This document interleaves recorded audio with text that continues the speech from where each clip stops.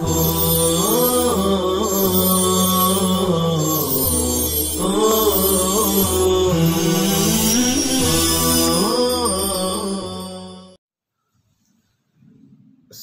علیکم ورحمۃ اللہ وبرکاتہ۔ بسم اللہ الرحمن الرحیم۔ عزیز طلبہ کرام، اللہ تعالیٰ آپ کو خوش رکھے، بعافیت رکھے، صحت مند رکھے۔ ماشاءاللہ آپ مسلسل دروس سن رہے ہیں۔ اللہ تعالیٰ قرآن کریم کی محبت آپ کے دلوں میں بسا دے۔ ہم مسلسل سورہ نازعات کے لغات پر کلام کر رہے ہیں اور انشاءاللہ آئندہ بھی ہم اسی پر کلام کریں گے۔ ہم نے گزشتہ مجلس میں تذکرہ کیا، بات کا اختتام کیا تھا لفظ تزکا پر کہ حل لک الی ان تزکا۔ موسیٰ علیہ السلام کے ذریعے اللہ نے فرمایا، موسیٰ علیہ السلام نے فرمایا فرعون کو کہ کیا تجھے اس بات کی خواہش ہے کہ تو سدھر جائے؟ تو تزکا بمعنی تتحلی، مزین ہونا، آراستہ ہونا، فضائل سے اپنے آپ کو آراستہ کرنا۔ اور تزکا فعل مضارع ایک تا کے حذف کے ساتھ، اور اصل تھا تتزکا، تتزکا، تو ایک تا کو حذف کیا۔ اور مراد کیا ہے؟ فضائل سے اپنے آپ کو مزین کرنا اور رذائل سے پاک کرنا۔ فضائل سے اپنے آپ کو مزین کرنا، سنوارنا، اور رذائل سے اپنے آپ کو پاک کرنا۔ تو یہاں مراد کیا ہے؟ حضرت موسیٰ علیہ السلام فرما رہے ہیں اللہ تعالیٰ کے حکم سے کہ حل لک میل الی ان تتطہر من الکفر او الشرک او الطغیان، کہ کیا تو اس بات کی خواہش رکھتا ہے، تمنا رکھتا ہے کہ تو کفر، شرک اور سرکشی جیسے رذائل سے پاک ہو جائے اور پھر تو اللہ کی وحدانیت کی گواہی دینے لگ جائے، بِأَن تَشْهَدَ لَا إِلَهَ إِلَّا اللَّهُ، تو شرک سے پاک صاف ہو جا۔ اس لیے کہ بچوں، جب انسان شرک سے پاک صاف ہوگا تو اللہ کی ذات کا عرفان ملے گا، معرفت ملیں گی، اور معرفت کے بعد خشیت ملے گی۔ پہلے معرفت ملتی ہے اور خشیت معرفت کے بعد ملتی ہے۔ اس لیے فرمایا فتخشا، پہلے اللہ کے معرفت حاصل ہو جائے، فتخشا کہ تو ڈرنے لگ جائے۔ اور ڈرنے سے مراد یہ ہے کہ تو شرک اور کفر سے ڈرنے لگ جائے، اور انبیاء کرام جس بات کا حکم دیتے ہیں اس پر عمل کرنے لگ جائے، اور عذاب سے ڈرنے لگ جائے۔ تخاف بأداء الواجبات و ترک الواجبات، اس لیے فرمایا حل لک الی ان تزکا واہدیک الی ربک فتخشا، وَأَهْدِيَكَ إِلَىٰ رَبِّكَ فَتَخْشَىٰ، اس لیے عرفان کے بعد خشیت کا لفظ استعمال فرمایا۔ اور پھر فرمایا فَأَرَاهُ الْآيَةَ الْكُبْرَىٰ، حضرت موسیٰ علیہ السلام نے اللہ کے حکم سے فرعون کو نشانی بتلائی۔ فَأَرَاهُ الْآيَةَ الْكُبْرَىٰ، اس کا عطف محذوف ہے، اس کا عطف محذوف ہے، یعنی جو فا داخل ہوا اس کا عطف محذوف ہے، ای فَذَهَبَ إِلَيْهِ فَأَرَاهُ الْآيَةَ الْكُبْرَىٰ، ارا کے معنی بتلانا، ارا یوری اراتن بتلانا، تو ارا کا فاعل حضرت موسیٰ علیہ السلام ہے، اور ہو ضمیر کا مرجع فرعون ہے، ہو ضمیر کا مرجع فرعون ہے، تو ہو ضمیر مفعول اول اراءتن کا، اور مفعول ثانی ہے الآیت، الآیت الکبریٰ، کبریٰ تو صفت ہوئی آیت کی، تو آیت ہوئی آپ کے مفعول ثانی، اور ہو ضمیر مفعول اول۔ تو کیا فرمایا؟ فَأَرَاهُ الْآيَةَ الْكُبْرَىٰ، اور آیت الکبریٰ سے متعلق ہم نے بتلایا تھا کہ عصا اور ید بیضا وغیرہ، لیکن یہ کب ماننے والا؟ اس کے سرشت میں، فطرت میں، مزاج میں، طبیعت میں کذب، جھوٹ دغا اور سرکشی، طغیان، فساد، انارکی، یہ سب بھرا ہوا تھا۔ تو ایسا انسان جس کا فکر اور جس کے دل میں مکمل طور پر سرکشی، بغاوت، فساد یہ سب بھرا ہوا ہو، تو بھلا ایسا آدمی بھلائی کی طرف اور بھلے مانوس یعنی اچھے انسان کی طرف اور اچھے فکر والے انسان کی طرف کیسے پلٹ سکتا ہے، آ سکتا ہے؟ تو اس نے کہا فَكَذَّبَ وَعَصَىٰ، جھٹلایا اور نافرمانی کی۔ ثُمَّ أَدْبَرَ يَسْعَىٰ، یعنی حضرت موسیٰ علیہ السلام کو چھوڑا اور ایمان اور اطاعت سے اعراض کیا، ایمان اور اطاعت سے اعراض کیا۔ ایمان ذلك كان سعيا في الارض مفسدا، زمین میں فساد مچاتے ہوئے دوڑنے لگا، کوشش کرنے لگا۔ کیا ہے فساد؟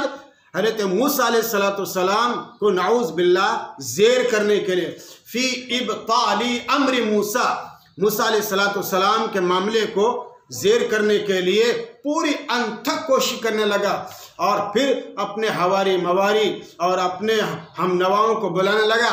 فحشر فنادى، حشرہ واحد مذکر غائب ماضی، حشرہ واحد مذکر غائب فعل ماضی، اس نے اکٹھا کیا، جمع کیا۔ حشر مصدر باب نصرہ، مراد جادوگروں کو جمع کرنا، اور اس نے جادوگروں کو جمع کیا مقابلے کے لیے۔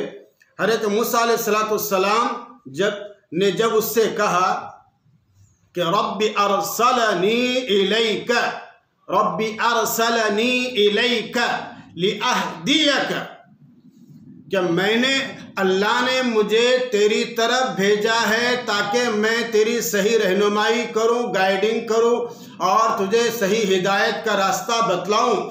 تو جناب من فرعون نے اپنے وزیر حامان سے مشورہ کیا کہ بھئی ایسا ایسا معاملہ ہے، کیا مشورہ دیتے ہو؟ تو ظاہر بات ہے کہ بگڑے ہوئے لوگوں کے مشیر بھی بگڑا ہوا ہی مشورہ دیں گے۔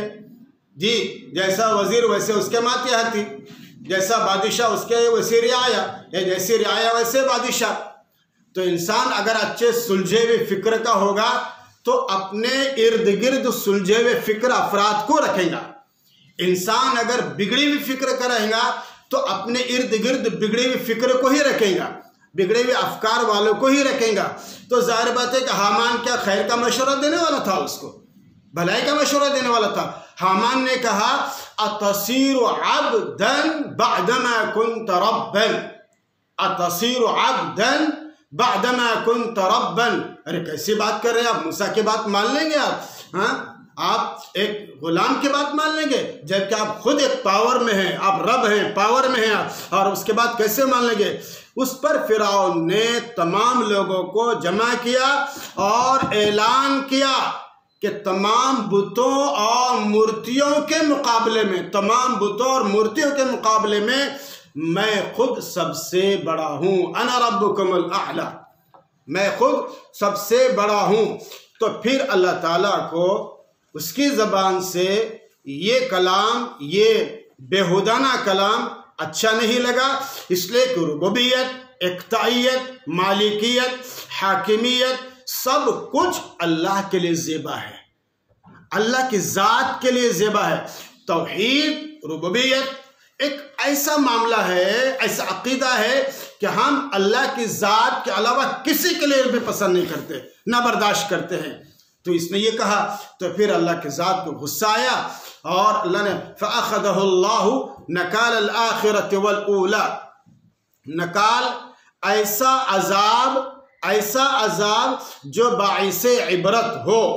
نقل مصدر ہے، نکل ینکل نقلا باب سمیع، نکل ینکل نقلا باب سمیع، سزا کو قبول کرنا، اور ایسی سزا جو عبرت کا باعث ہو اور دوسروں کے لیے نصیحت کا سبب ہو۔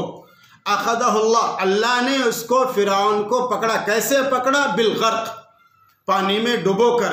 نکال اولا سے مراد غرق ان ڈبونا ہے، نکال اولا سے مراد غرق اور ڈبونا ہے، اور نکال اخرى سے مراد عذاب دوزخ بھی ہو سکتا ہے، اور یہ بھی ہو سکتا ہے کہ مفعول مطلق تاکید کے لیے ہو فعل مقدر کا، ای نکل به نکال الآخرہ، نکل به نکال الآخرہ، اور الآخرہ مضاف الیہ ایک محذوف موصوف کی صفت، ای الکلمۃ الآخرہ، الکلمۃ الآخرہ، فأخذه الله نكال الآخرة والأولى إن في ذلك لعبرة لمن يخشى، اور اس کے بعد فرمایا أأنتم أشد خلقا أم السماء بناها، اللہ تعالیٰ نے انسان کو کائنات حقائق کی طرف اور قدرت کی نشانی کی طرف متوجہ فرمایا کہ أأنتم أشد خلقا أم السماء بناها، تم زیادہ سخت ہوئے کہ آسمان کا بنانا زیادہ سخت ہے۔ یہ الفاظ اور یہ تقریباً ان الفاظ کے معنی معلوم ہے۔ رفع سمکہا، سمکن اسم مصدر، ابھارنا اور ایک دوسرے کو بلند کرنا، بلندی پر ہونا۔ سمک یسمک سمکن باب نصرہ سے زمین سے آسمان تک کی بلندی کو، زمین سے آسمان تک کی بلندی کو سمکن کہا جاتا ہے۔ اور اس کے بعد فرمایا فسواہن، اللہ نے آسمان بنایا اور اس کو بلند کیا، پھر فسواہا، بلند کرنے کے بعد چھوڑنے دیا بلکہ اس کو درست بھی کیا، اس کی گولائی کو برابر کیا، ستاروں سے اس کو آراستہ کیا، مزین کیا۔ جو کہا جاتا ہے سوا فلان امرہ، سوا فلان امرہ، یعنی اس نے مکمل طور پر معاملہ درست کر لیا، اس نے مکمل طور پر معاملہ درست کر لیا۔ اور اس کے بعد فرمایا وَأَغْطَشَ لَيْلَهَا وَأَخْرَجَ ضُحَاهَا، اغتش غطشن، اس کے معنی تاریک کرنا، اندھیرا کرنا، غطش یغتش غطشن، اغتش پر ماضی کا صیغہ ہے۔ لیلہا وَأَخْرَجَ ضُحَاهَا، وَأَخْرَجَ ضُحَاهَا وَالْأَرْضَ بَعْدَ ذَلِكَ دَحَاهَا، دحا یدحو دحن، دحا کے معنی تو معلوم ہے اور ارسا کے معنی بھی معلوم ہے جو آگے لفظ آ رہا ہے، دحا یدحو دحن، دحا یدحو دحن، یا باب سمیہ سے اگلے ضحیہ یضحا دحن، دن کا چڑھنا، اس کی دھوپ کا پھیلنا، دحن مصدر ہے، اور دحا واحد مذکر غائب ماضی، دحا یدحو واحد مذکر غائب فعل ماضی، اور ہا ضمیر مفعولی، اس کو ہموار کیا، اس کو بچھایا، دحون مصدر باب نصرہ، برابر کرنا، ہموار کرنا۔ اور اس کے بعد فرمایا اخرج منہا ماءہا مرعاہا، ماء پانی، اور مرعا کے معنی چراگاہ، چارہ۔ والجبال ارساہا، ارسا واحد مذکر غائب فعل ماضی، ہا ضمیر واحد مؤنث مفعول، ہا ضمیر واحد مؤنث مفعول، اس کو قائم کیا، ارساء مصدر، ارساء مصدر، لنگر باندھنا، میخے گاڑنا۔ ہم نے یہاں پر کہا تھا ایسے لفظ ہے رسا یرسو رسن، رسا یرسو رسن، مضبوط کرنا۔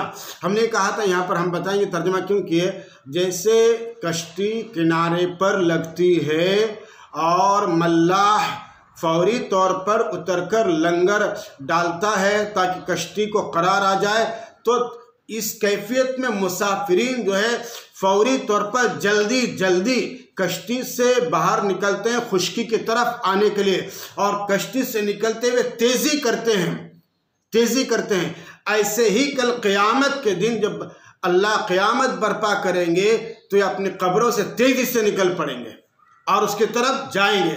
تو کیا فرمایا، لنگر باندھنا، میخے گاڑنا، ارسا یرسی ارساءن، اور مجرد اس کا رسا یرسو رسن۔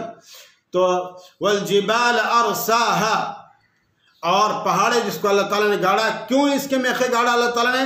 متاعا لکم ولانعامکم، تمہارے لیے اور تمہارے مویشیوں کے فائدے کے لیے۔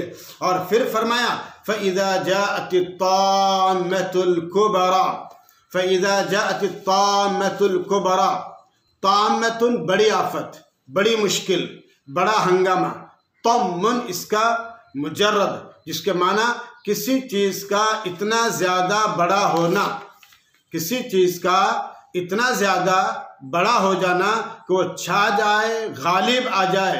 اور قیامت کو طامہ اس لیے کہا جاتا ہے کہ وہ ایک بڑی مصیبت ہے اور سب پر چھا جائے گی۔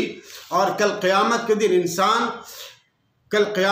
انسان نہ عذر کر سکیں گا، نہ عذر خواہی کی طرف توجہ کر سکیں گا، اور نہ کوئی اس کا سننے والا ہوگا۔ تو آج کی اس مجلس میں ہم نے یہ 2-3 آیت پر کلام کیا، اور انشاءاللہ اللہ نے چاہا تو کل سورت ختم ہو جائیں گے اس کے لغات، اور آگے کی سورت کا انشاءاللہ آغاز کریں گے۔ اللہ مجھے اور آپ کو عمل کی توفیق عطا فرمائے۔ وآخر دعوانا ان الحمد للہ رب العالمین۔